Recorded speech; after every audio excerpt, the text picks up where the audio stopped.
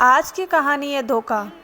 मृत्यु के द्वार पर खड़े छोटे भाई ने अपने पिता समान बड़े भाई के हाथों में कुछ ज़रूरी कागजात देते हुए कहा, भैया, मेरे जीवन का अब कोई भरोसा नहीं है।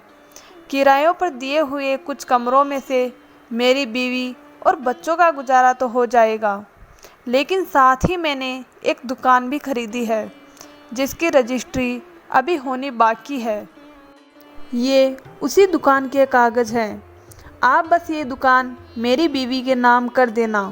वो बेचारी कम से कम इस दुकान के सहारे जीवन यापन कर लेगी और भविष्य में मेरे बच्चों के भी काम आएगी। और कुछ समय बाद छोटे भाई का देहांत हो गया। समय बीतता गया और बड़े भाई को बहुत ही भयानक कोढ़ हो गया। हर समय जख्मों से मवाद रिश्ता रहता। उसके खुद के बच्चों और बीवी ने उससे मुंह मोड़ लिया और एक दिन भूखा प्यासा दर्द से झटपटाता हुआ छोटे भाई के दरवाजे पर जा बैठा। जेठ जी को ऐसी हालत में देख छोटे भाई की बीवी ने उन्हें अपने बच्चों की सहायता से अंदर बैठाया, खाना खिलाया और उनके जख्मों को साफ कर दवाई लगाने लगी।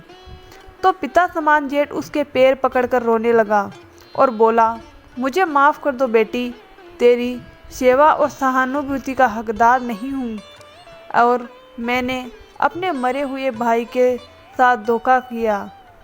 मैं तो आस्तीन का वो सांप निकला जिसने तेरी और तेरे बच्चों की हक की दुकान धोखे से अपनी बीवी के नाम करा दी थी और आज मेरी करनी का फल भी मुझे मिल गया है।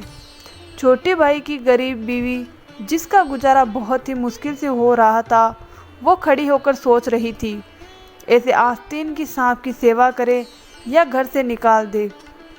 दोस्तों, इस कहानी से हमें सीख मिलती है कि हमें कभी बेईमानी की चीज़ नहीं रखनी चाहिए। हमेशा ईमानदारी का कमा कर ही खाना चाहिए।